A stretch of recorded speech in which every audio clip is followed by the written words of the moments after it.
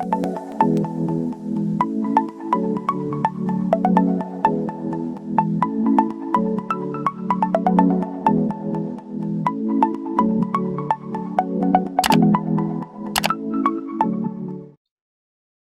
going on, guys? So, I just want to take a few minutes and talk to you guys about the importance of marking up your charts early on in the week. So, in our group, we really talk about marking the charts up Sunday evening, maybe even Monday after the market opens up, just to have an idea and just let it settle and let it play out to really show what it's going to do the rest of the week. I'm not a trader of Sunday nights when the market opens. I'd much rather let it settle and then find the trends that it's trying to go into going into the rest of the week. I'll usually start trading about 8 o'clock Monday morning just to give it that time to settle during Asian and London session. So, what we do is we really sit back and we mark up the charts about Sunday midday just to kind of get an idea of what it did last week, kind of draw our trends, see where it's going, or just have an idea of what it's doing, and just kind of give ourselves the upper hand going into the week and knowing, hey, look, these are the trades I'm going to look for. As I've mentioned before in other videos, you guys don't need 100 pairs. I thought that coming in that you need to know every single pair, but it's really a preference in finding that pair that really works for you. I know one of our mentors trades AE all day. They can catch it on the up, on the down. They can make 30, 40, 50, 60 pips on it on any given time because they just know that pair.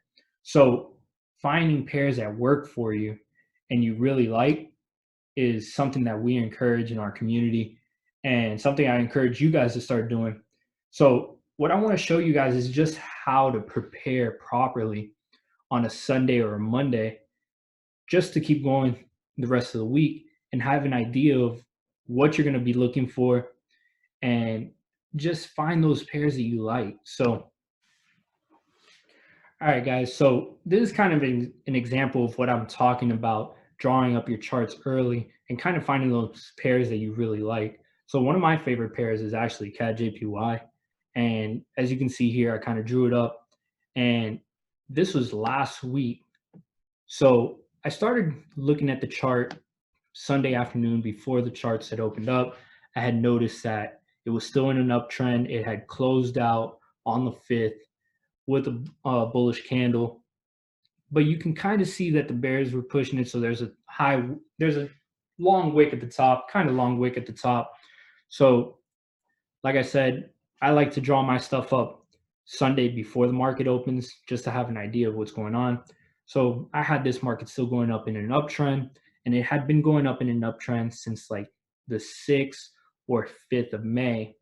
Yeah, so like the 6th is when it really started breaking for an uptrend. And like I said, I had drawn my trend line on Sunday, really to give myself an idea of what was going on. So Monday morning, kind of talking to my mentor, sending in the markup of the chart, the light markup, he was like, yeah, just wait. I mean, see how it plays out, let the market settle. And that's basically what I did. As you can see here, as it continued, it opened up on the 7th with bull or bearish candles, and then it finally broke down under my trend line on the 8th. So talking to my mentor, I was like, do you think it's a good time to get in? And he was like, it could be, but I would wait for the retest, which is something that he preaches a lot. So kind of just waited for the retest. It never really came. So as you can tell, it broke trend. It broke structure. It started going in a downtrend. So I started to look more carefully at it as the week went on. And if I move into my 30-minute, I started really looking at it on the 10th. I should have got in because we had a big bearish candle pushing the pressure down, but I was in so many other trades on the 10th that I really didn't want to jump into it yet. So I saw kept following, it. And finally, on the 11th, I jumped in. As you can see, like I said before, I really trade the New York market. So on the 11th at about 8:30, you can see a big bearish candle kind of just pushing that price down. So for me, that was an indication that, all right, this is not going back up anytime soon. I drew a channel. As you can see, it came up, hit the top of the channel with a wick, and pushed right back down.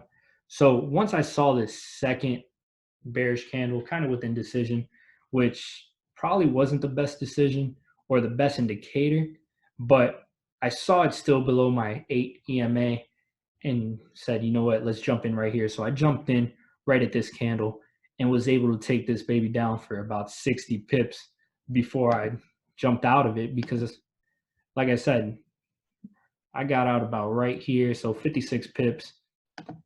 That's where my take profit was. And it had shot below my channel. So I thought, you know what, it's got to come back and retest. I'm not giving any money back to the market. And I probably could have held for a little bit more.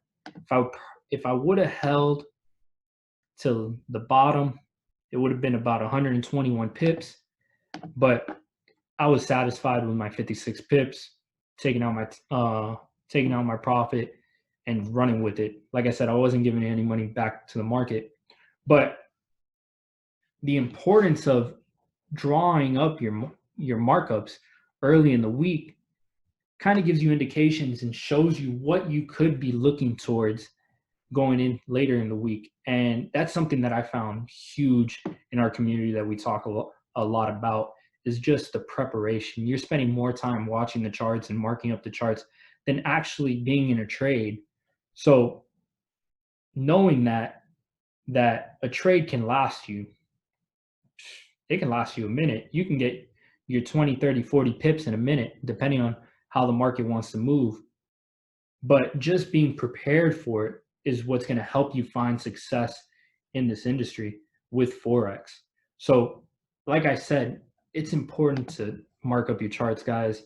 It's important for you guys to go in there, take the time on the chart, mark it up. If you guys have mentors, talk to them. If you don't have mentors, send me a message. I'll give you any information that you want about joining our community. Our community is super relaxed, super into Forex, super into making money. So we're making money as a team, guys. Any given time that we're on a session, it's about 300 to 1,000 people all making money. And our mentors are responsive.